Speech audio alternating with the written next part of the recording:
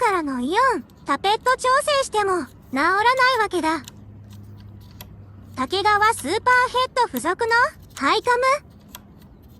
これオートでコンプらしいのだが、外しても良いんですかね。わかる方お願いいたします。これこういう機構なんでしょう。これは鳴るに決まってるよね。